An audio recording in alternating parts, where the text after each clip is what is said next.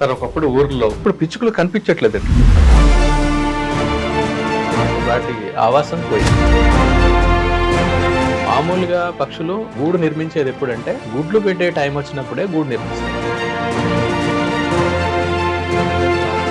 కాబట్టి ఆ సమయాన్ని ఉపయోగించాలి. పావురాలు అనేది పెంచితే చుట్టుపక్కల అందరికీ నష్టం జరుగుతుంటుందని, రెక్కల నుంచి వచ్చే పదార్థం క్యాన్సర్ వ్యాధికి వస్తుందని ఇటువంటి రకరకాల రూమర్స్ ఉంటాయి. ప్రకృతిలో ఏ జీవి అయినా ఏ జాతి అయినా దాని మనుగడ అనేది సహజ సిద్ధంగా జరగాలి.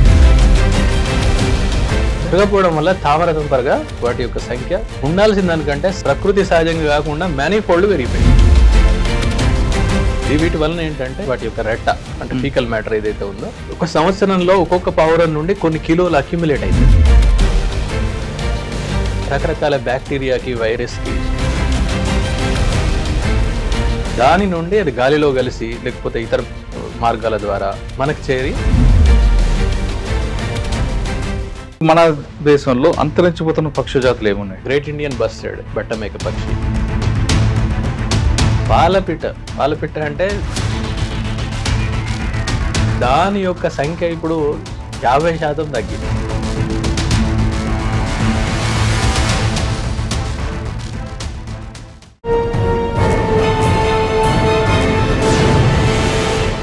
Welcome to iDream. పక్షుల వల్ల మనుషులకి ఎలాంటి లాభాలు నష్టాలు జరుగుతుంటాయి, అసలు అంతరించిపోతున్న పక్షి జాతి సంపదను ఎలా మనం కాపాడుకోవాలి అనే విషయంపై మనతో మాట్లాడడానికి రామ్మోహన్ గారు FRO ప్రస్తుతం అంటున్నారు. ఆయన అడిగి పిచ్చుక అనే పక్షితో పాటు ఎన్ని పక్షులు అంతరించిపోతున్నాయి, ఈ పక్షులన్నీ కూడా కేవలం బుక్స్లో చదువుకునే రోజులు వస్తాయా, లేదు గతంలో లాగా మన కళ్ళ ముందు చెట్టు ముందు పెరిగే పక్షులు కనబడతాయా విషయాన్ని సార్ నాడు తెలుసుకున్నాం. సార్ నమస్తే అండి. నమస్కారం అండి. సార్ ఒకప్పుడు ఊర్లో పొద్దున్న లేస్తే కాకి, పిచ్చుక, రామచిలుక అన్ని పక్షులు మన పేర్లు కూడా తెలియని చిన్న చిన్న పక్షులు ఇంటి ముందు పైన చెట్ల దగ్గర రావడం, అవి ఆ పిలుపులతోనే మనందరం లెగడం అనేది మీకు చూస్తుంటారు గ్రామీణ ప్రాంతం కాబట్టి నేను విన్నాను, చూశాను. అసలు ఆ అరుపులు కేకలు వింటేనే మనలో ఒక ఉత్సాహం వస్తుంది. అది ఒక సెక్టర్ వరకు ఒక జోన్ వరకు అయిపోయింది. ఇప్పుడు అటువంటి పిలుపుల కోసం అటువంటి పక్షులు చూడడానికి అడవులకు వెళ్లాల్సిన పరిస్థితి వస్తుంది. అంటే పట్టణాలు మన అర్బన్ అయింది కాబట్టి, అపార్ట్మెంట్ కల్చర్ వచ్చింది కాబట్టి కాంక్రీట్ జంగిల్లో అవన్నీ కనుమరుగవుతున్నాయి. అవి అర్బన్ కల్చర్ కాకుండా మనం రూరల్కి వెళ్ళిన తర్వాత కూడా కనుమరుగే అవకాశాలు కనిపిస్తున్నాయి. ఆ విధంగా ఇప్పుడు అంతరించిపోతున్న పక్షులు ఏవి ఉన్నాయి, వాటిని కాపాడాల్సిన బాధ్యత ప్రభుత్వానిదేనా ప్రజలది కూడా? సార్ బాగుంది మీ టాపిక్. నిజంగా ఎన్నుకోవడం, దీని గురించి మాట్లాడాలని మీరు అనుకోవడం నిజంగా చాలా అభినందించదగ్గ విషయము. Thank you.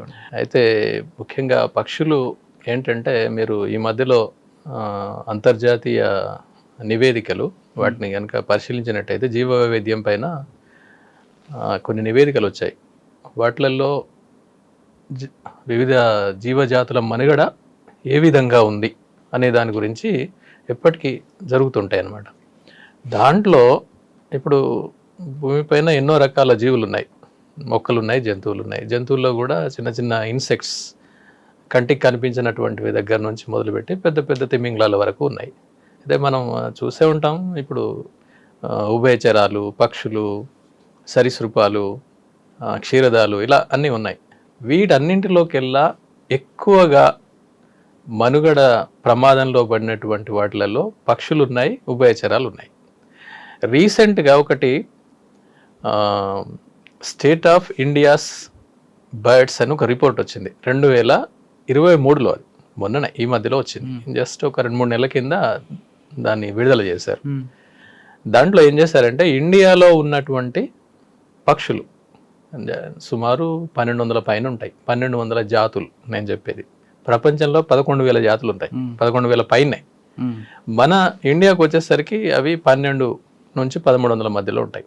అయితే వీళ్ళు అధ్యయనం చేసింది ఏంటంటే 950 సుమారు వాళ్ళు అధ్యయనం చేసింది. 942 ఏదో ఉంది నంబర్ చేస్తే దాంట్లో సుమారు 178 పక్షి జాతులు వాటి యొక్క మనుగడ ప్రమాదంలో పడింది. వెంటనే సంరక్షణ చర్యలు చేపట్టాలి అనేటువంటిది వాళ్ళు చెప్పినటువంటిది. అంటే ప్రపంచవ్యాప్తంగా చూసినా కూడా దీనిపైన పరిశోధనలు చేసేటువంటి సంస్థలు చెప్పే విషయం కూడా అదే. వాళ్ళు ఏం చెప్పారంటే ఉన్న ప్రపంచ జాతులలో, పక్షి జాతులలో 40% మేరకు వాటి మనుగడ ప్రమాదంలో పడింది. జనాభా తగ్గిపోవడం కాదు, ఆ జాతి అంతరించడం, ఆ జాతి అంతరించే పరిస్థితి వచ్చేసింది అనమాట. ఇక దానికి మీరు ఇందాక చెప్పారు, మనం లేవడంతో యాక్చువల్గా అవి వినుకుంటూ లేసేవాళ్ళం. కానీ ఇప్పుడు ఆ పరిస్థితి మొత్తం అసలు చూడడం లేదు, వినడం కూడా లేదు. దానికి ప్రధానమైనటువంటి కారణాలు ఏంటంటే వాటి యొక్క ఆవాస నష్టం. అంటే ఇప్పుడు మనం ఉన్నాం, మనకు ఇల్లు, మన ప్రాంతం, మన ఆవాసం. దానికి వెజిటేషన్ అంటే అది ఉండేటువంటి చెట్లు, ప్రధానంగా చెట్లు, లేకపోతే కొన్ని గ్రౌండ్ బర్డ్స్ కూడా ఉంటాయి, క్రింద గడ్డిలో ఉండేటువంటి బర్డ్స్ కూడా ఉంటాయి. లేకపోతే కొన్ని బర్డ్స్ నీళ్ళల్లో ఉంటాయి, వాటిని వాటర్ బర్డ్స్ అంటారు. ఇందాక నేను చెప్పినట్టు కొన్ని పూర్తిగా భూమి మీదనే ఉంటాయి, అంటే గ్రౌండ్ బర్డ్స్, అవి నేల మీదనే ఉంటాయి. అలాగే కొన్ని గ్రాస్ ల్యాండ్ బర్డ్స్ ఉంటాయి, అంటే గ్రాస్ ల్యాండ్స్, గడ్డి ఎక్కడైతే మైదానాలు ఉంటాయో, గడ్డి పెరుగుతున్నటువంటి ప్రాంతాలు అక్కడ మాత్రమే ఉంటాయి. అలాగే కోస్టల్ ఏరియాలో, తీర ప్రాంతంలో, అక్కడ ప్రత్యేకమైనటువంటి వాతావరణంలో అక్కడ కొన్ని రకాల పక్షులు ఉంటాయి. అలాగే అంటే తీర ప్రాంతం, నేను చెప్పేది తీర ప్రాంతాలు. అలాగే మ్యాంగ్రోవ్ ఫారెస్ట్ ఉన్నాయనుకోండి, మాడ అడవులు అంటాం మనం. మాడ అడవుల్లో అదో రకమైన, అంటే నేను ఎందుకు చెప్తున్నానంటే ఆవాసం అనేది అన్నిటికీ ఒక రకంగా ఉండదు. మడ అడవుల్లో ఒక రకమైన ఆవాసం ఉంటుంది, గడ్డి మైదానాలలో ఒక ఆవాసం ఉంటుంది, మామూలుగా అడవులు ఒక రకమైనటువంటి ఆవాసం. ఈ ఆవాసాలన్నీ కూడా దెబ్బతింటున్నాయి, అన్ని పోతున్నాయి క్రమక్రమంగా.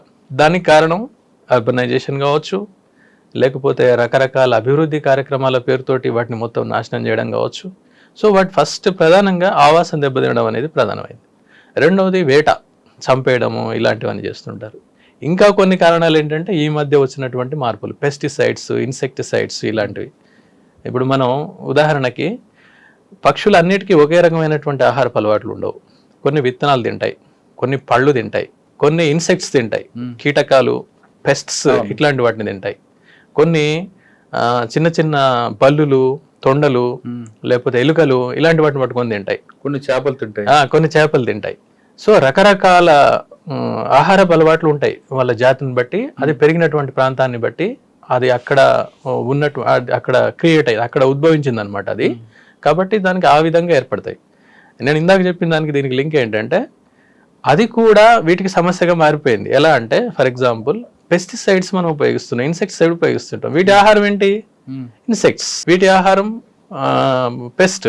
అవి తింటాయి. అది తిన్నప్పుడు ఆ ఇన్సెక్టిసైడ్స్ దానికి ప్రయోగించి ఉన్నాయి కాబట్టి అవి వీటి యొక్క లోపలికి పోయేటువంటి అవకాశం ఉంటుంది. పోయి వాటి యొక్క అవశేషాలు అంటే రెసిడ్యూస్ ఏమున్నాయో ఆ రెసిడ్యూస్ వీటిలోకి ప్రవేశించి అవి కూడా వీటి యొక్క మనుగడకు ప్రమాదం వాటిల్లేలా చేస్తున్నాయి. అంటే ఇలా రకరకాల కారణాలు ఉన్నాయి అన్నమాట. 1, 2 అని మనం చెప్పడం కాదు. ముఖ్యంగా ఆవాస నాశనం. వేట 3 రకాలు. ఒకటి వాటికి ఉండాల్సిన చెట్లు గానీ అవి లేకపోవడం, వేట, 3 ఇలాంటి అవశేషాలు. ఏదైతే మనం పెస్టిసైడ్స్, ఇన్సెక్టిసైడ్స్ మనం ఏవైతే విస్తృతంగా విశృంఖలంగా ఉపయోగిస్తున్నామో, అంటే మన అవసరం మేరకు మనం ఉపయోగిస్తాం. అంటే పంట చీడపీడల నుండి కాపాడుకోవడం కోసం మనం ఉపయోగిస్తాం. కానీ అది ఇండైరెక్ట్ గా ఏం చేస్తుంది, వాటి మీద ఆధారపడి బతికేటువంటి ఇతర పక్షులను నాశనం చేసేస్తుంది. అలా అన్నమాట. సో ఇలా చాలా రకాలుగా వీటితో పాటు ఇంకా కొన్ని చిన్న చిన్న కారణాలు కూడా ఉంటాయి. ఫర్ ఎగ్జాంపుల్ మనం అభివృద్ధి కార్యక్రమాల కోసం ఎన్నో వందల వేల చెట్లను మనం నాశనం చేసేస్తుంటాం. అక్కడ ఏంటంటే డెవలప్మెంటల్ అనేది ప్రయారిటీ, డెవలప్మెంటల్ యాక్టివిటీస్ మన ప్రయారిటీ, పెరుగుతున్నటువంటి జనాభా. కానీ అక్కడ కొన్ని సందర్భాల్లో ఏమవుతాయంటే కొన్ని బర్డ్స్ కొన్ని ప్రాంతాల్లోనే వస్తాయి, అన్ని చోట్ల అన్ని రావు. ఇప్పుడు తీర ప్రాంతం అన్నాం, తీర ప్రాంతంలో వచ్చేటి తీర ప్రాంతంలోనే వస్తాయి, మరో చోట ఇక్కడ రావు అవి. ఓకే. అలాగే ఇప్పుడు మీకు ఇందాక గతంలో కూడా మనం మాట్లాడుకొని ఉంటాం బట్టమేక పక్షి అనేటువంటి, అది కొన్ని ప్రాంతాల్లోనే పరిమితమై ఉంది, అది ఇంకెక్కడా లేదు. అలాగే ఇంకా జడన్ స్కోర్సర్ అనేటువంటిది మన దగ్గర కలివికోడి అని ఉండేది కడప. అది చివరిసారిగా 2002లోనేమో రికార్డ్ అయింది, ఇప్పటి వరకు రాలేదు. కేవలం అక్కడనే ఉంటుంది, అది ఇంకెక్కడ లేదు. అది జస్ట్ చిన్న చిన్న పాకెట్స్ ఉంటాయి.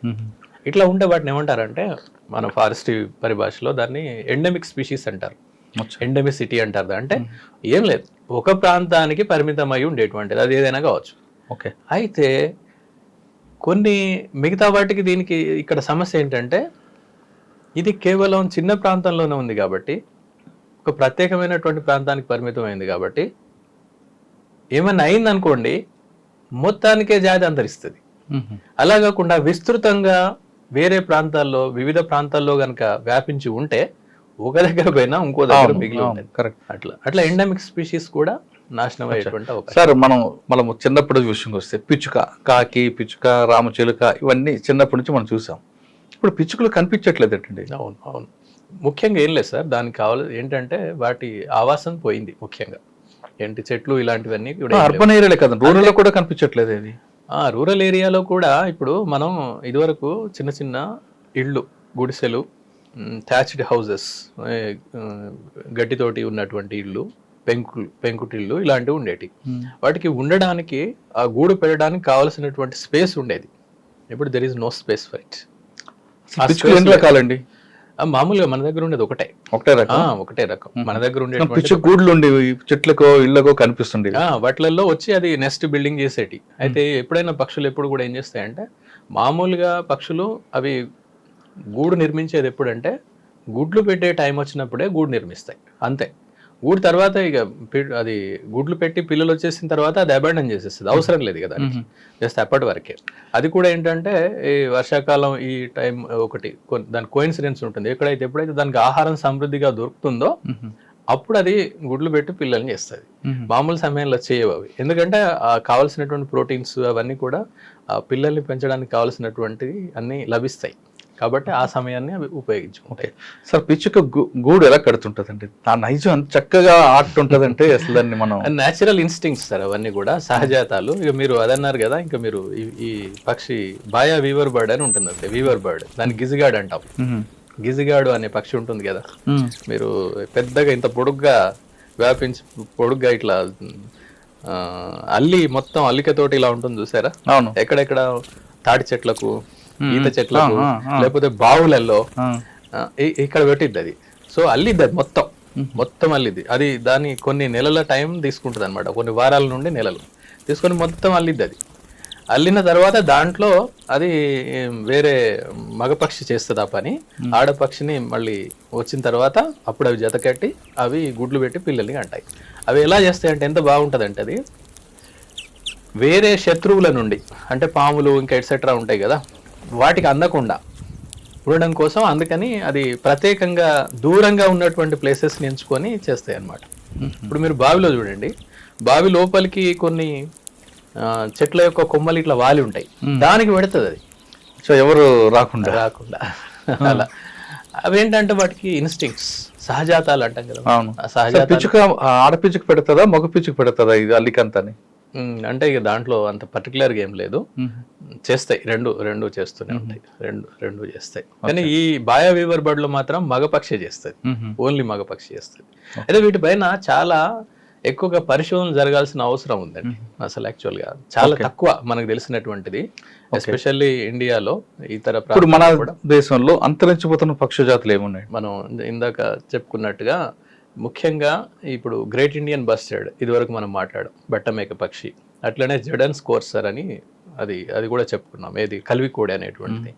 అలాగే ఇంకా ఏది ఫ్లోరికన్, లెస్సర్ ఫ్లోరికన్ అని ఒకటి ఉంటుంది, ఫ్లోరికన్ అనేటువంటి, అది కూడా మన దగ్గర ఉన్నటువంటిదే. అది కూడా ఇప్పుడు కనిపించట్లేదు. అక్కడ దాకేందుకు ఇప్పుడు లేటెస్ట్గా వచ్చిన ఈ రిపోర్ట్, నేను ఇందాక చెప్పినటువంటి రిపోర్ట్లో వాళ్ళు మెన్షన్ చేసింది పాలపిట్ట. పాలపిట్ట అంటే దసరా నాడు దాన్ని చూసి చాలా మనకు సంస్కృతి పరంగా కూడా we are connected with it. So దాని యొక్క సంఖ్య ఇప్పుడు 50% తగ్గింది. పాలపిట్ట అనేటువంటిది చాలా కామన్ బర్డ్, అది వెరీ కామన్ బర్డ్. అది అసలు కనబడట్లేదు. కనబడపోయేసరికి ఇప్పుడు ఏమైంది, దాన్ని పట్టుకొచ్చి మరి దాన్ని వేటాడి పట్టుకొచ్చి చూపెట్టడానికి ప్రయత్నం చేస్తున్నారు. దాని కారణంగా అంటే యాక్చువల్గా అది దానికి ప్రొటెక్షన్ ఉంది వైల్డ్ లైఫ్ ప్రొటెక్షన్ యాక్ట్లో. దాన్ని కనుక పట్టుకుంటే జైలుకి తీసుకెళ్తారు. తెలియదు, ఈ విషయాలు ఎవరికి తెలియదు. సార్ రామచిలుక అది కూడా అంతరించిపోతుంది అంటారా? అంటే ఉన్నాయి, వాటి స్టేటస్ అయితే పర్వాలేదు ప్రస్తుతానికి, కానీ ముందు చెప్పలేం. ఎందుకంటే ఇప్పుడు అవి పళ్ళు తినేటువంటివి, ఫ్రూగివోరస్ అంటారు వాటిని. అంటే ఓన్లీ పళ్ళ మీదనే ఆధారపడి బతుకుతాయి.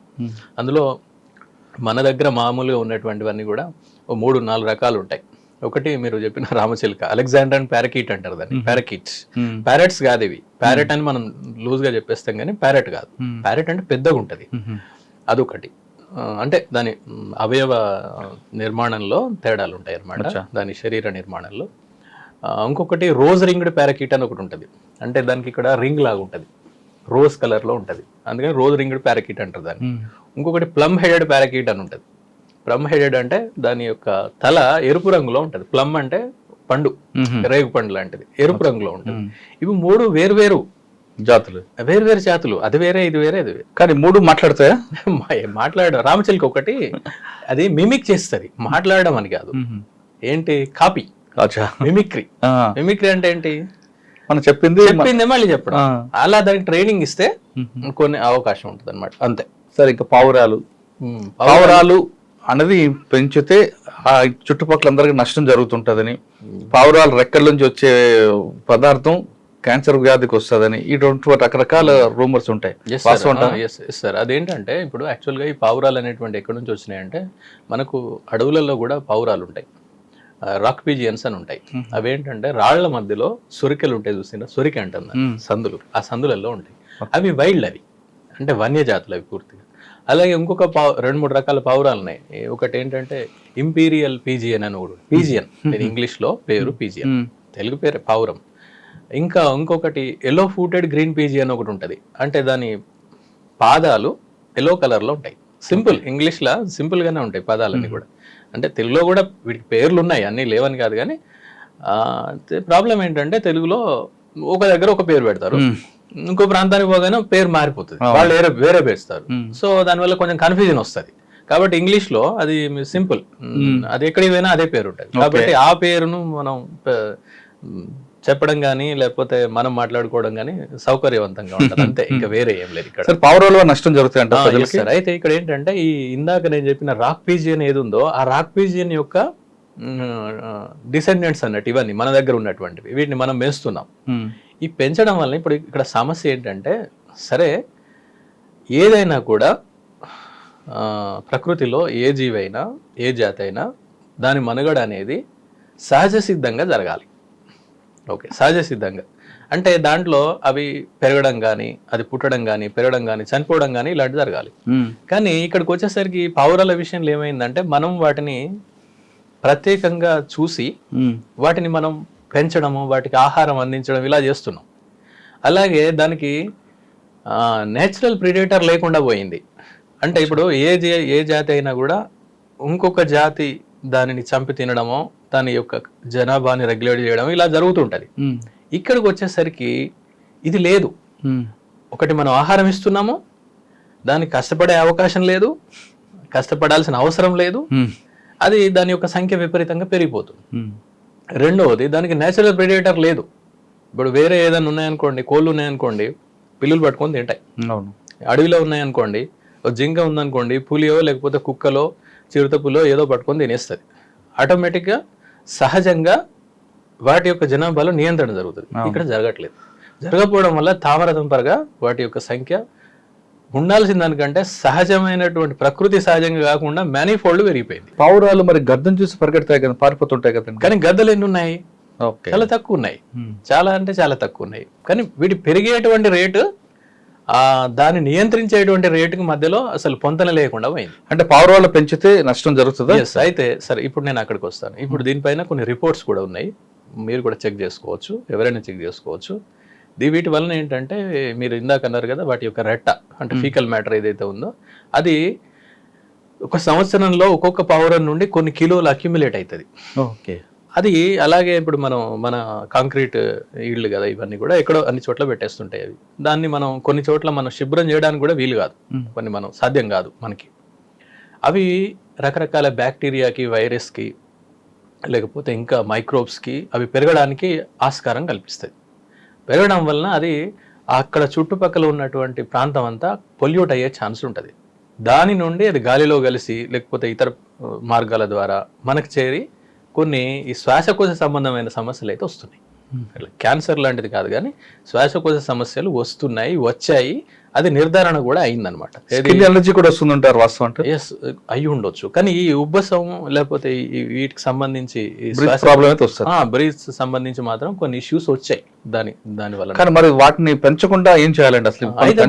వస్తుంటాయి. ఎస్, వాటికి మనం ఏంటి ఫీడింగ్ అనేటువంటిది ఇవ్వకూడదు, అవసరం లేదు.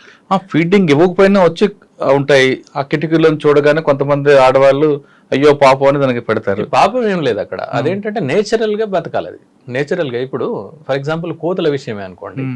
కోతులు ఏంటి, వాటికి కూడా మనం ఫ్రీగా ఫుడ్ సప్లై చేసేస్తున్నాం. అదే మీరు అడవిలో ఉన్నటువంటి కోత అయితే అట్లీస్ట్ 5 to 6 hours అది ఆహారం కోసం కష్టపడుతుంది. సో దాని వలన ఆ టైం దానికి అక్కడ ఆ టైం స్పెండ్ అయిపోతుంది. అట్లనే దానికి అదే సంపాదించుకుంటుంది. దాని జనాభా నియంత్రణ కూడా ఆ లెవెల్లో ఉంటుంది అనమాట. అంతేకాదు దాన్ని చంపేటువంటి తినేటువంటివి ఇతర ప్రిడేటర్స్ కూడా దానికి ఉన్నాయి అక్కడ. సేమ్ అనాలజీ మనం దీన్ని ఇక్కడ జస్ట్ కంపేర్ చేస్తే ఇక్కడ జరిగేటువంటిది కూడా అదే అనమాట. పావురం ఆహారం ఏంటండి? ఏదైనా తినొచ్చు అంటే దాన్ని వేటాడుకుని తినేది లేదు. అవి అలాంటిది ఏం లేదు, కానీ మామూలుగా ఇవి గింజలు తినేస్తాడు. సీడ్స్, ఏమైనా సీడ్స్ ఉంటే వాటిని తింటాయి.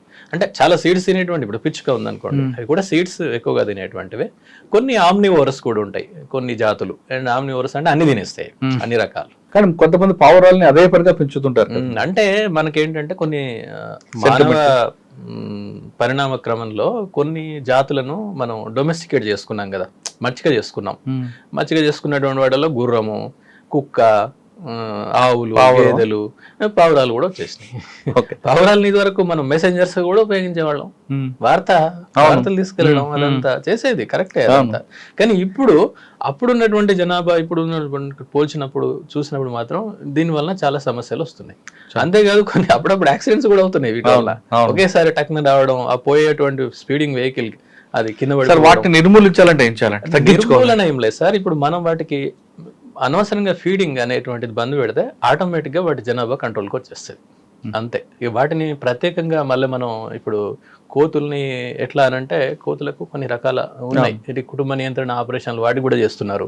అలాగే మనం ఇష్టం వచ్చినట్టు ఆహారం ఇవ్వడము, ఏదో భక్తితోటి మనం చేయడము, సరే అది మనకు విశ్వాసాలు ఉంటే ఉండొచ్చులేండి, కానీ దాని యొక్క ఫలితాలు మరి ఇట్లా ఉన్నాయి కదా. అంటే పావురాలు పెంచడం వల్ల అనర్థాలు వస్తాయి. తప్పకుండా ఇవన్నీ ప్రూవ్ అయిపోయినాయి. ముంబై లాంటి ప్లేసెస్ లో కేసెస్ కూడా నమోదైనాయి దీనికి సంబంధించి. అలర్జీ వచ్చేసి ఇట్లా ప్రాబ్లం. ఎస్, అంటే ఎవరైతే అందరి విషయంలో కాదు, ఇప్పుడు మరి అందరికి వస్తున్నాయా అంటే లేదు, కానీ కొంతమంది సెన్సిటివ్ ఉంటుంది వాళ్లకు. ఆ స్పోర్స్ అవి కొన్ని గాలిలో తేలేటువంటివి అవి లోపలికి పోవడం వలన, వేరే కారణాల వలన లోపలికి పోవడం వలన వాళ్ళు ఈ సమస్యకు గురవుతారు. అట్లే ఇది మనం అవాయిడ్ చేయొచ్చు కదా. అపార్ట్మెంట్ లో కానీ ఇల్లులో కానీ ఆ పావురాలు వచ్చినప్పుడు కవర్ చేసుకోవాలి, లేదా వాటి ఫీడింగ్ బహిరంగంగా కూడా ఫీడింగ్ చేస్తున్నారు కదా. ఇంకా బహిరంగంగా కూడా మనం చాలా చోట్ల మనం చూస్తుంటాం ఇవన్నీ, చాలా చోట్ల అన్ని వాళ్ళు చేస్తుంటారు. సరే మనకు కొన్ని విశ్వాసాలు ఉండొచ్చు అందులో, అది వ్యక్తిగతమైనటువంటివి. కానీ వాటి వలన ఇట్లాంటి ఇష్యూస్ వస్తున్నాయని తెలిసినప్పుడు మనం చేయకపోవడం మంచిది. ఓకే సార్, పావురాల్లో ప్రేమ పావురాలు ఉంటాయండి, దానికి ఒక చక్కగా తోక చిక్కగా నడుస్తుంటాయి. అలా ఏం లేదు సార్, అట్లా ఏమి ఉండదు. మనం అనుకున్నవి అవన్నీ కూడా లవ్ బర్డ్స్ అంటుంటారు. అవి వేరే. లవ్ బర్డ్స్ అనేటువంటివి అవి ఆర్నమెంటల్ బర్డ్స్ అన్నమాట. అవి ఎక్సోటిక్, బయటి అవి. మీరు ఇట్లాంటివి చూసినప్పుడు మీరు ఈ జూకు వెళ్ళి కానీ, లేకపోతే కొన్ని పెట్స్, అవి పెట్ అంటారు కదా, మన కుక్కలు కదా మనం పెట్గా పెంచుకున్నట్టుగా మనకి ఇష్టం ఉండి పెంచుకుంటాం కదా, ఈ బర్డ్స్ ని కూడా కొన్ని అమ్ముతుంటారండి. ఆర్నమెంటల్ బర్డ్స్ అంటే వాటి చూడడానికి చాలా ఇంపుగా, చాలా చక్కగా అనిపిస్తాయి. సో అది జస్ట్ ఆర్నమెంటల్ బర్డ్స్, అలంకరణ కోసం బాగుంటాయి కాబట్టి ఇళ్లలో కొంతమంది పెంచుకుంటారు. సార్, పిచ్చుకలో ఎన్ని రకాలు ఉంటాయండి? చిన్న పిచ్చుకలు కనిపిస్తాయి, బ్లాక్ కలర్ ఉంటారు, కలర్ఫుల్ కనిపిస్తాయి. అంటే అవన్నీ కూడా సార్, అవన్నీ మీరు అన్నబెట్టి ఉంటవి. చాలా వరకు మన దగ్గర ఉండే పిచ్చుకలు అయితే మనవే, ఇదేం లేదు, ఇది డొమెస్టిక్ గా ఉన్నటువంటి స్పారోస్ మన అన్ని కూడా మనం ఇళ్లలో మనం చిన్నప్పుడు చూసినాయి కానీ ఇప్పుడు ఏమైనా కనిపిస్తాయి. ఇవి కాకుండా కొన్ని ఫారెస్ట్ లో ఉన్నటువంటివి కూడా ఉంటాయి. For example yellow throated sparrow అని ఒకటి ఉంటుంది. అది స్పారో లాగానే ఉంటుంది, but it is called yellow throated sparrow. Throat దగ్గర ఎల్లో కలర్ ఉంటుంది, చెప్పారు కదా మీరు. థ్రోట్ దగ్గర ఎల్లో రంగు ఉంటుంది అనమాట. చిన్న ఉంటాయండి బ్లాక్ కలర్ లో. అవి ఇలా చాలా రకాలు ఉంటాయి సార్. పిచ్చుక కాదది, అంటే మరో రకమైనటువంటి. ఇప్పుడు ఎన్నో రకాల ఇందాక నేను అన్నాను కదా, ఆర్నమెంటల్ బర్డ్స్ బయట నుంచి వచ్చినటువంటి కూడా ఉంటాయి. ఏంటి అడవుల్లో కానీ ఇంకా ఇతర ప్రాంతాల్లో కూడా పిచ్చుక లాగా ఉండేటువంటివి ఎన్నో పిపిట్స్ అని ఉంటాయి. పిపిట్ దాని పేరు. ఇప్పుడు మీరు ఎప్పుడైనా వరి కళ్ళం దగ్గర పోయినప్పుడు కళ్ళం అంటాం కదా మనం, ధాన్యం అంతా చేస్తూ ఉంటాం, గుంపులు గుంపులుగా వచ్చేస్తాయి. అవి ఎక్కువగా పిపిట్స్ అని ఉంటాయి. వాటిని అందులో ముఖ్యమైన ప్యాడీ పిపిట్ అని ఉంటుంది. అది ప్యాడీ అంటే ధాన్యం కదా, అని పేరు సింపుల్ గా ఉంటది. అంటే వరి ధాన్యం దగ్గరకు వచ్చేటువంటి స్పారోని పోలినటువంటి బర్డ్ అన్నట్టు, దాని పేరు పిపిట్. ఇట్లా పిపిట్స్ చాలా రకాలు ఉంటాయి. దాన్ని చూసి మనం అట్లా అనుకోవచ్చు. ఓకే, ఇంకా చిన్న చిన్న బర్డ్స్ ఎన్నో ఉంటాయి. ఇప్పుడు ఫర్ ఎగ్జాంపుల్ సన్ బర్డ్స్ అని ఉంటాయి. ఆ సన్ బర్డ్స్ చిన్నది చాలా, దాంట్లో కూడా మళ్ళీ ఎన్నో రకాల పర్పుల్ సన్ బర్డ్ నేను ఒకటి చెప్పాను. ఇవేం చేస్తాయి, వీటి యొక్క ఆహారం ఏంటంటే ఫ్లవర్స్ లో ఉన్నటువంటి మకరందం ఉంటది కదా, ఆ మకరందాన్ని అవి తీసుకుంటాయి. బటర్ఫ్లై లాగా. అందుకని దాని ముక్కు ఇలా చిన్నగా ఉంటుంది. బర్డ్ ఇంతే ఉంటది, ఒక 10 to 20 grams ఉంటుంది. అది సన్నగా ఉండి దాని ముక్కు లోపల నుంచి తీసుకొని వెళ్ళిపోతుంది. మనం చూడొచ్చు, మనం చాలా సార్లు ఎక్కడైతే ఈ ఫ్లవర్స్ ఉంటాయో మకరందం లోపల ఉండేది మకరందం, నెక్టార్ అంటారు, దాన్ని చేస్తుంటాయి ఇలా. అలాగే ఫ్లవర్ పెకర్ అని ఉంటది, అది కూడా చిన్న బర్డే. ఫ్లవర్స్ ని అది తింటది అనమాట. పెకింగ్ అంటే ఇట్లా కొట్టడం, ఇంగ్లీష్ లో ఫ్లవర్ పెకర్ దాని పేరు. ఆ ఫ్లవర్ పెకర్స్ లో కూడా మళ్ళీ చాలా ఉంటాయి. అలాగే మునియాస్ అని ఉంటాయి, అది కూడా చిన్న బర్డే, గింతే ఉంటది అది. అందులో 3-4 రకాల మునియాస్ ఉంటాయి. ఒకటి ఏంటంటే స్కేలీ బ్రెస్టెడ్ మునియా, దాని పేరు. బ్రెస్ట్ అంటే ఈ భాగం, స్కేలీ అంటే స్కేల్స్ లాగా ఉంటాయి, చిన్న చిన్న స్కేల్స్. అంటే ఏంటండి, మనం చిన్న చేప మీద పులుసులు ఉంటాయి, ఆ పులుసుల్లాగా సన్నటి పులుసులు ఉంటాయి కాబట్టి స్కేలీ బ్రెస్టెడ్ మునియా అంటారు దాన్ని. ఇంకో రకమైన మునియా ఉంటది, అది 3 రంగుల్లో ఉంటది. అంటే తెలుపు భాగము, ఇంకో కలరు, నలుపు రంగు, 3 రంగులు దాంట్లో కనబడతాయి దాని బాడీలో. So it is called try colour Muniya, దాని పేరు. అంతే. సో ఇట్లా రకరకాలు ఉంటాయి అనమాట. ఇప్పుడు మీరు అవన్నీ పేర్లు చెప్తే మళ్ళీ మీరు కన్ఫ్యూజ్ అవుతారు. సార్, కొంతమంది అంటే కొన్ని ప్రాంతాల్లో విదేశీ పక్షులు వస్తున్నాయి ఈ సంవత్సరం, ఈ ప్రాంతంగా వస్తాయి, ఎక్కడి నుంచో సౌత్ ఆఫ్రికా నుండి వస్తుంటాయని వాస్తవం. అక్కడ నుంచి అన్ని వేల కిలోమీటర్లు వస్తాయండి ఇక్కడికి. మీకు అలాంటిది మంచి ఎగ్జాంపుల్ నేను చెప్తాను ఒకటి. సైబీరియా నుంచి వస్తాయి. సైబీరియా నుంచి ఒక పక్షి అమోర్ ఫాల్కన్ అని ఉంటది. ఫాల్కన్ అంటే ఏం లేదు సార్, ఫాల్కన్ అంటే డేగా. ఇప్పుడు గ్రద్దలు ఉన్నాయి కదా, ఎన్నో రకాలు ఉంటాయి. మనం చాలా వాటిని గద్దలు అనేస్తాం, కానీ వాటికి పేర్లు వేరు వేరు ఉంటాయి. గద్దలు ఏంటంటే, గద్దలు చేసేటువంటి పని నేను జస్ట్ 1 minute చెప్తాను. ఇప్పుడు పక్షుల్లో ఈ గ్రద్దలు అనేటువంటివి పెద్దగా ఉంటాయి. వీటి పని ఏంటంటే, ఇవి మాంసాహార పక్షులు. ఇవి దాని తత్వమే అదనమాట. అంటే దాని యొక్క అలవాటే అది, మాంసాహార పక్షి అది. ఇవేం చేస్తాయి, చిన్న పక్షుల యొక్క జనాభాని కంట్రోల్ చేస్తాయి, చంపేస్తాయి, వాటిని చంపేసి తినేస్తాయి. అంతే. అంతేకాదు సరీసృపాలు ఉంటాయి కదా, తొండలు, బల్లులు, లేకపోతే సర్పాలు అంటే పాములు, ఇవన్నీ సరీసృపాలు. వాటి యొక్క జనాభాలను కూడా కంట్రోల్ చేస్తాయి అట్లా. సో ఇవి మనం మామూలుగా చెప్పుకునే మనం గద్దలు అంటాం. గద్దలు ఎన్ని రకాలు ఉంటాయంటే, ఈగల్ అంటాం, పేరు మీరు వినుంటారు. అంటే జనరల్ గా కైట్ అంటాను, KIT. కైట్ అనేది కూడా ఒక గ్రద్ద. మళ్ళీ ఈగల్స్ లో చాలా రకాలు ఉంటాయి, ఇక అవన్నీ నేను అటు వెళ్ళట్లేదు. మూడవది బజార్డ్స్ అని ఉంటాయి, బజార్డ్ దాని పేరు. ఇంకోటి హ్యారియర్ అని ఉంటది, హ్యారియర్. మనం ఇవన్నీ హ్యారియర్ అనేది వెహికల్ కి పెట్టారు పేరు, వెహికల్ పెట్టారు హ్యారియర్ అనేది. అలాగే వల్చర్స్, అలాగే ఔల్స్ అంటే గుడ్ల గుబ్బలు, చిన్నగా ఉంటాయి కొన్ని గుడ్ల గుబ్బలు, వాటిని ఔలెట్స్ అంటారు. ఇలా చాలా రకాలు ఉన్నాయి అనమాట. వీటన్నింటినీ మనం మామూలుగా గుడ్ల గుబ్బలు కాకుండా మిగిలిన వాటన్నింటి గద్దలనే అంటాం. కానీ గ్రద్దలు ఇన్ని రకాలు. గ్రద్దలు ఏం చేస్తాయంటే, నేను ఇందాక చెప్పినట్టుగా ఆవరణ వ్యవస్థలో కొన్ని జాతుల యొక్క జనాభాలను అవి కంట్రోల్ చేస్తాయి. అవి చేసేటువంటి ప్రధానమైనటువంటి పని అది. ఇవి డేగలు, ఇందాక నేను చెప్పినటువంటిది డేగలు అంటే గ్రద్దల కంటే కొంచెం చిన్న సైజు ఉంటాయి. అలాగే ఇంకోటి కెస్ట్రల్ అని కూడా ఉంటది, కామన్ కెస్ట్రల్. దాని సంఖ్య కూడా ఇప్పుడు ప్రమాదంలో తగ్గిపోయి దాని మనుగడ కూడా దెబ్బతింటోంది. అది కూడా పాలపిట్ట లాంటి పరిస్థితిని ఎదుర్కొంటుందని ఆ రిపోర్ట్ లో ఉంది. జస్ట్ రీసెంట్ రిపోర్ట్ నేను చెప్పేది, ఇట్ ఈస్ ఓపెన్, మనం ఎవరైనా చదువుకోవచ్చు దాన్ని. అయితే ఈ ఫాల్కన్ ఒకటి, అమూర్ ఫాల్కన్ అని ఒకటి ఉంటది. అమూర్ అనేటువంటిది ఒక ఏరియా, ఒక ప్రాంతం యొక్క పేరు. అది ఎక్కడ అంటే చైనాకి మరియు సైబీరియాకి మధ్యలో ఒక ప్రాంతంలో ఉంటుందన్నమాట. ఓకే, అక్కడ ఉంటాయి అవి. అక్కడ నుంచి స్టార్ట్ అయ్యి అన్ని దేశాలు దాటుకుంటూ ఇండియాకు వచ్చి మళ్ళీ ఇండియా నుండి అరేబియా సముద్రం ఇదంతా దాటి ఆఫ్రికాకి వెళ్ళి ఆఫ్రికా చివరి వరకు అంటే క్రింది వరకు వెళ్తాయి అవి. వెళ్ళి మళ్ళీ అక్కడి నుంచి మళ్ళీ రిటర్న్ అయిపోయి మళ్ళీ తన ప్రాంతానికి వెళ్ళిపోతాయి. ఇది మొత్తం ఎంత అంటే 22,000 కిలోమీటర్లు. 22,000 కిలోమీటర్లు వెళ్తాయి. ఇలా ఎన్నో రకాల పక్షులు. ఎందుకండి ఇవన్నీ తిరుగుతాయి? Yes sir, very good. ఇది ఏంటంటే ఎందుకు చేస్తాయంటే ఇది కేవలం ఇది ఒక్కటే కాదు, వలస అనేటువంటిది అన్ని జీవజాతుల్లో ఉండేటువంటి లక్షణమే. మనుషులు కూడా అంతే. అవును, వలస పక్షులు అంటారు కదా, వలస వెళ్తాం మనం అన్ని చోటకి. అవును, మన కారణం ఆహారం కోసం లేకపోతే మన యొక్క జీవనోపాధుల కోసం రకరకాలు. సేమ్ అది కూడా అంతే, వాటికి కూడా అంతే. ముఖ్యంగా అక్కడ ఏంటంటే అక్కడ ఏం జరుగుతుందంటే వాటికి ఇప్పుడు మనమేమో ఇంకా రకరకాల వేరే వ్యాపకాలు కూడా ఉంటాయి, కానీ వాటికి కావాల్సినటువంటిది ఆ ప్రాంతంలో ఆ వలస సమయంలో అక్కడ ఉన్నటువంటి వాతావరణ పరిస్థితులు పూర్తిగా ప్రతికూలంగా మారతాయి. ఓకే, ఫర్ ఎగ్జాంపుల్ మనం చెప్పుకునేటువంటి ఇప్పుడు మీరు చిన్నప్పుడు కూడా చదువుకుంటారు పేపర్లలో పుస్తకాల్లో సైబీరియన్ కొంగల్. అవును, సేమ్ అదే సైబీరియా ఏరియా అది కూడా. సైబీరియా అనేది చాలా పెద్దది, మామూలుగా ఉండదు, అది చాలా పెద్దది, కొన్ని వేల చదరపు కిలోమీటర్ల ఏరియానో ఇంకా అంతకంటే ఎక్కువనే ఉంటుంది. అక్కడ ఎందుకు అవి సైబీరియన్ కొంగల్ బయటకి ఎందుకు వచ్చేస్తాయంటే వాటికి సైబీరియన్ క్రేన్స్ అంటాం. దానికి ముఖ్యమైనటువంటి కారణం ముఖ్యంగా చలికాలం తట్టుకోలేనటువంటి పరిస్థితులు ఏర్పడతాయి అక్కడ. చలిని తట్టుకోలేవు, అంటే విపరీతంగా టెంపరేచర్స్ పడిపోతాయి, మైనస్లోకి వెళ్ళిపోతాయి పూర్తిగా. ఇప్పుడు మీరు కొన్ని సైబీరియన్ ప్రాంతాలు చూస్తే -30, -40 ఇట్లా ఉంటాయి. మనం అసలు ఊహించని కూడా ఊహించలేము మనం అయితే. అప్పుడు ఏమైందంటే అది తట్టుకోలేని పరిస్థితి ఉంటుంది. రెండోది ఆహారం దొరకదు, ప్రత్యుత్పత్తి కూడా కష్టం. ఆ పరిస్థితి ఆహారం దొరకదు కాబట్టి ప్రత్యుత్పత్తి కూడా ఛాన్స్ లేదు. అంటే ఇక్కడ గుడ్లు రావు, గుడ్లు వచ్చినా అవి ఖరాబ్ అయిపోతాయి, పిల్లలు కూడా బతకలేవు. ఇలాంటి ఆ పరిస్థితులలో అవి ఏం చేస్తాయంటే బయటికి రావడం మొదలు పెడతాయి, అవి బయటకు వచ్చేస్తాయి. సో ఇట్లా అంటే ప్రధానంగా అననుకూల పరిస్థితులు, ప్రతికూల పరిస్థితులు ఏర్పడడం, ఆహారం లభ్యం కాకపోవడం, ప్రత్యుత్పత్తికి వీలు కాకపోవడం, ఇలాంటి పరిస్థితుల వలన అవి ఒక ప్రాంతం నుండి ఇంకో ప్రాంతానికి వలసకు వచ్చేస్తాయి. మన దేశం ఎందుకు వస్తాయండి?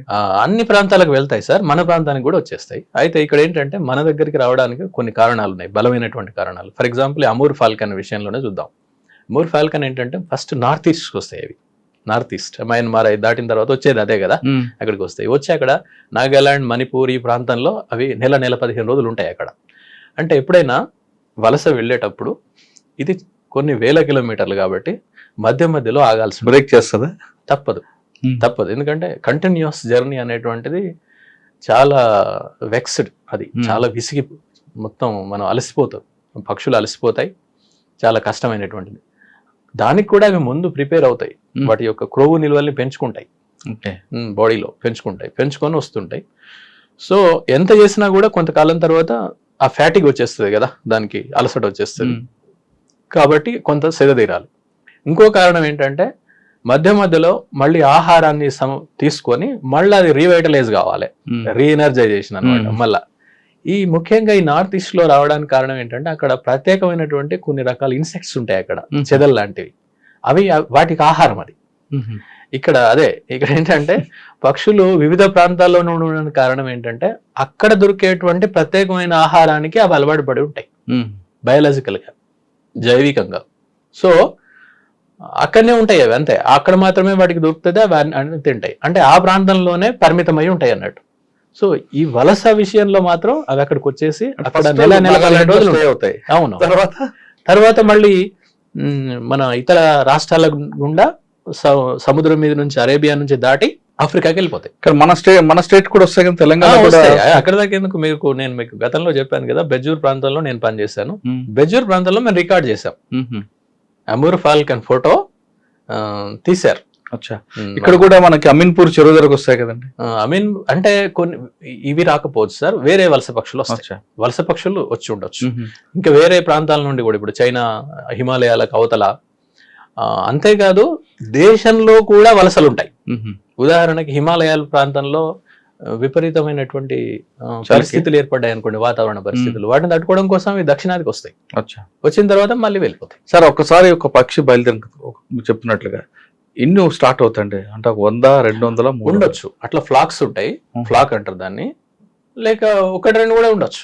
అంటే ఒక వాటి దాని యొక్క జాతిని బట్టి. అచ్చా, కానీ చూస్తుంటే ఆకాశంలో అన్ని ఒక యూనిఫామ్ గా వెళ్తుంటాయి ఎస్ సార్, ఎస్ సార్. అదేంటంటే మీరు దాంట్లో కూడా ఏరోడైనమిక్స్ అవన్నీ ఫిజిక్స్ ఉంటుంది అన్నట్టు. ఇప్పుడు మీరు కొంగల్ని చూస్తాం కదా, కొంగల్ అంటే మామూలుగా ఎగ్రెట్స్ అంటాం మనం వాటిని. మీరు ఏ పక్షులైనా చూడండి, అది వెళ్తున్నప్పుడు ఇట్లా ఏదో టీం పెట్టి ఇట్లా పోయినట్టు ఉండదు, ఇలా వి షేప్ లో వెళ్తాయి, డైమండ్ షేప్ లో వెళ్తుంటాయి. ఇలా వి షేప్ లో అంటే ఒక కెప్టెనా? ఎస్, ఒక ప్యాటర్న్ ఫాలో అవుతాయి అనమాట. ఎందుకంటే గాలి యొక్క ప్రెషర్ ని చీల్చుకుంటూ వెళ్ళాలి. ఓకే, ఇలా ఉందనుకోండి ప్రెషర్ ఎక్కువ ఉంటది, అంతే కదా, ఇలా వెళ్ళడం. ఇలా ఉందనుకోండి ప్రెషర్ ఇక్కడ తగ్గిపోతుంది, మిగిలినంతా డిస్ట్రిబ్యూట్ అవుతుంది. మీరు చాలా కొంచెం కీన్ గా అబ్జర్వ్ చేస్తే తెలుస్తుంది. ముందు ఏదైతే లీడ్ చేసే పక్షి ఉందో కొంత వెళ్ళిన తర్వాత ఆటోమేటిక్ గా మళ్ళీ అది వెనక్కి వస్తుంది, దాని తర్వాత ఉన్నది ముందుకెళ్తుంది. ఎందుకు? అది అలసిపోతుంది. ఆ ముందు లీడ్ చేసేటువంటిది ఆ గాలి యొక్క ప్రెషర్ కి అది అలిసిపోతుంది అనమాట. కొంతసేపు ఇంకోటి వెళ్తుంది, దెన్ ఇంకోటి రిప్లేస్ చేస్తుంది. మనం కొంతసేపు చూడొచ్చు దాన్ని, అంటే మనకు కనిపించే మేర. మనం సరే మొత్తాన్ని అయితే చూడలేం కానీ, సో ఇలా వాటికి అవన్నీ కూడా అలా ఉంటాయి అనమాట. సహజ సిద్ధంగా వచ్చినటువంటి. సార్ ఇప్పుడు బర్డ్స్ వాక్ అంటారు, బర్డ్ వాక్ మన దగ్గర ఇక్కడ మన ఆదిలాబాద్ దగ్గర అవునవును బెంజూరులో పెట్టారు, బెంజూరు పెంచకల్పేట ఈ ప్రాంతాల్లో పెట్టారు, బర్డ్ వాక్ పెట్టారు. ఇక్కడ మన మంచిర్యాల దగ్గర ఎక్కడ ఉంది అనుకుంటా, కవ్వాల్ టైగర్ ఫారెస్ట్ దాంట్లో పెట్టారు. Okay okay okay. దానివల్ల ఉపయోగం ఏంటండి? అక్కడికి ఎలాంటి పక్షులు వస్తుంటాయి? అంటే ఏం లేదు సార్, ఏంటంటే బర్డ్ వాక్ యొక్క కండక్ట్ చేయడానికి ముఖ్య ఉద్దేశం ఏంటంటే, ఇప్పుడు నేను చెప్పినటువంటి విషయాలన్నీ ఉన్నాయి కదా, వాటి పట్ల బర్డ్స్ అంటే ఏంటి, ఎన్ని రకాల బర్డ్స్ ఉంటాయి, వాటి గురించి కనీస అవగాహన కల్పించడం, అంతే, ఇంకేం లేదు అక్కడ. సో ఇప్పుడు నేను చెప్పాను మీకు, ఎంత చెప్పినా మీరు డైరెక్ట్ గా వెళ్ళి చూసేటువంటి ఫీలింగ్ అది వేరే కదా.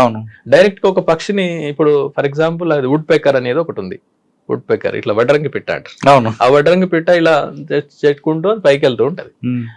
నేను ఎంతసేపు మీకు 10 నిమిషాలు, పావు గంట సేపు, అర్ధగంట సేపు దాని మీద ఎంత లెక్చర్ ఇచ్చినా, మీరు 10 సెకండ్లు దాన్ని ఎదురుగా చూసి దాన్ని ఆనందించడం, దాని గురించి అల్టిమేట్ కదా, అల్టిమేట్ అది. అందుకని ఏం చేస్తారంటే వీటి గురించి కనీస అవగాహన కల్పించడానికి ఇది బర్డ్ వాక్ అనేటువంటిది బెస్ట్ మెథడ్, అవగాహన కల్పించడం. అలాగే మనకు అక్కడ ఇట్లాంటప్పుడు ఏం చేస్తారంటే కొంతమంది ప్రత్యేకంగా ఈ పక్షులకు సంబంధించి నాలెడ్జ్ ఉన్నటువంటి వాళ్ళు, ముఖ్యంగా బర్డ్ వాచర్ ఉంటారు. బర్డ్ వాచింగ్ అనేది ఒక హాబీ, యాక్చువల్లీ ఒక గొప్ప హాబీ అది. పక్షుల గురించి చెప్పారు మీరు, Kawal tiger forest, bird watch. ఎందుకంటే బర్డ్ వాచ్ ఫిజికల్ గా చూడడంలో ఉన్న ఎంజాయ్మెంట్ వినడం కన్నా దానికి ఎక్కువ ఇంపాక్ట్ ఉంటుందని మనం తెలుసుకోవాలి. రైట్. ఇంకా మనం ఒకసారి పక్షులు మనం చెప్పారు, పాలపిట్ట లేదా రామచిలుక, ఇటువంటివి ఎంత నమ్ముతాము? రాబందులు, మన గుడ్ల గోబులు ఇవన్నీ చూస్తే అపశకనం అంటుంటారు. కానీ నిజానికి అలా కాదు. యాక్చువల్గా అవి చేసేటువంటి పని, వాటి యొక్క పాత్ర ఆవరణ వ్యవస్థలో చాలా ముఖ్యమైనది. మనం గతంలో కూడా వీటి గురించి మాట్లాడుకున్నాం. ముఖ్యంగా రాబందులు చేసేటువంటి పని ఏంటంటే స్కావెంజింగ్ యాక్టివిటీ అనమాట, అంటే పారిశుద్ధ్యం పని. ఇప్పుడు అంతా క్లీనింగ్ చేస్తూ ఉంటారు కదా పారిశుద్ధ్యం చేసేటువంటి కార్మికులు. 1 రోజు 2 రోజులు వాళ్ళు పని చేయకపోతే ఏమవుతుంది? మొత్తం అందరికి జనాలకు రోగాలు వచ్చి చచ్చిపోతాం. సేమ్ అదే పని రాబందులు చేస్తాయి. ఇప్పుడు మీరు రీసెంట్ గా మీరు పేపర్లలో చదివారో లేదో, ఒక రిపోర్ట్ వచ్చింది అనమాట, భారతదేశంలో కొన్ని లక్షల మరణాలు రాబందులు లేకపోవడం వల్ల ఎక్కువ అయ్యాయి అని. ఎస్, రీసెంట్ రిపోర్ట్ ఇది. ఈవెన్ BBC కూడా దాన్ని టెలికాస్ట్ చేసింది, దాంట్లో ఉందన్నమాట అదంతా.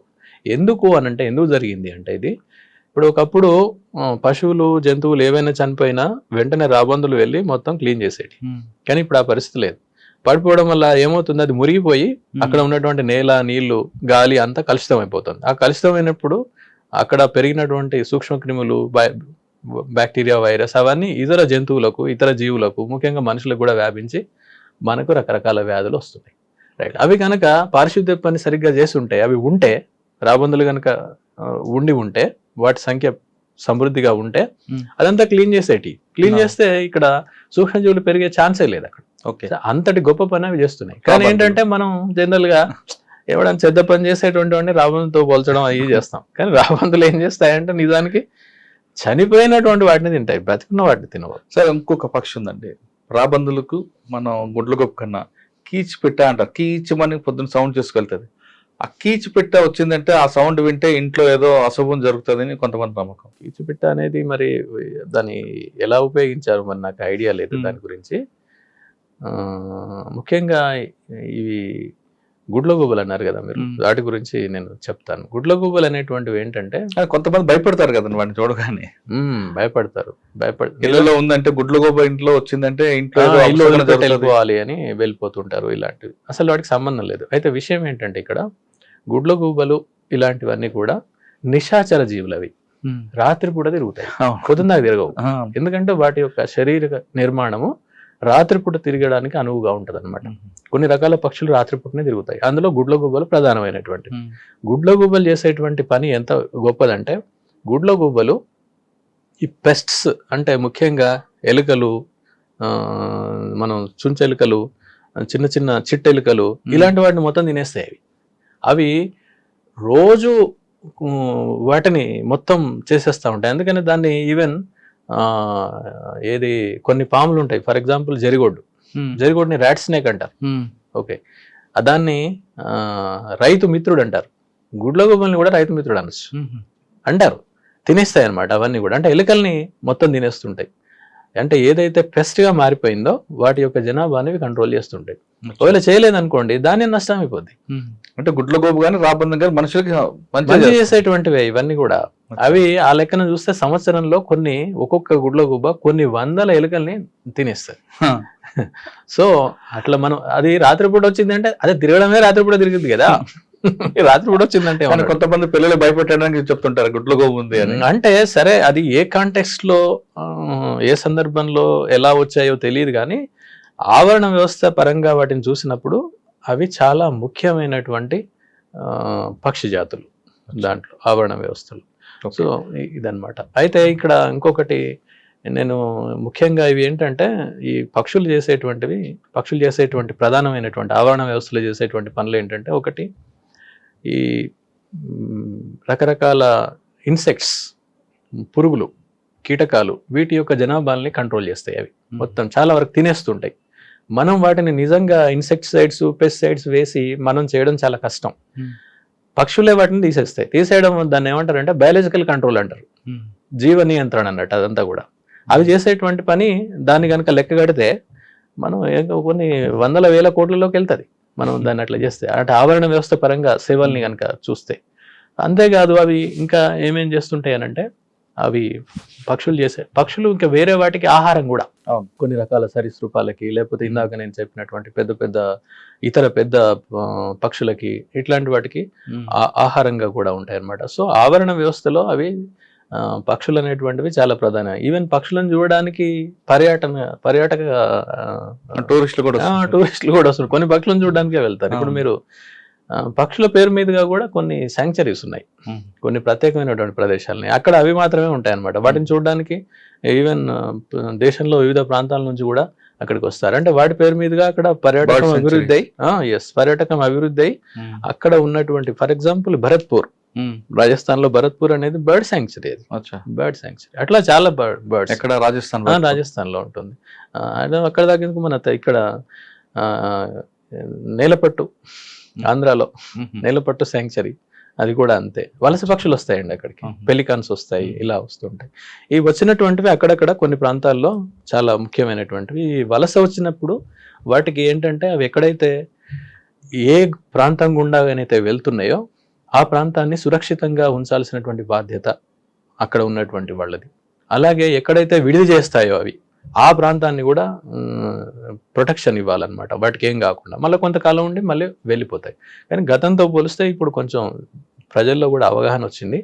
అంతేకాదు ఈ వలస జాతులు ఏవైతే ఉన్నాయో వీటిని, వాటి యొక్క బాగోగులను, అంటే వాటికి హాని కలగకుండా చూడాల్సినటువంటి బాధ్యత అందరికీ, అన్ని దేశాలకు ఉందని చెప్పేసి వీటి మీద కొన్ని ఒప్పందాలు ఉన్నాయి, అంతర్జాతీయ ఒప్పందాలు. అవి ఫర్ ఎగ్జాంపుల్ ఒకటి బాన్ ఒప్పందం అని ఉంటుంది. బాన్ అది సిటీ, అక్కడ జరిగినటువంటిది అన్నట్టు. అందరి బాధ్యత అది, అక్కడ ఉన్న ప్రభుత్వాల బాధ్యత. వలస జాతులు సురక్షితంగా ఉండే విధంగా, వాటి యొక్క ఆవాసాలు దెబ్బతినకుండా చూసే విధంగా చూడాల్సినటువంటి బాధ్యత అందరి ఉంటుంది అనమాట.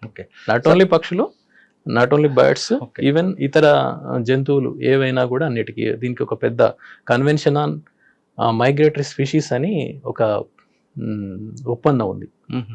ఇట్లా మైగ్రేటరీ స్పీషీస్ ఏమున్నా కూడా వాటన్నిటికీ ఆయా ప్రభుత్వాలు తప్పనిసరి రక్షణ సంరక్షణ చర్యలు చేపట్టాలి.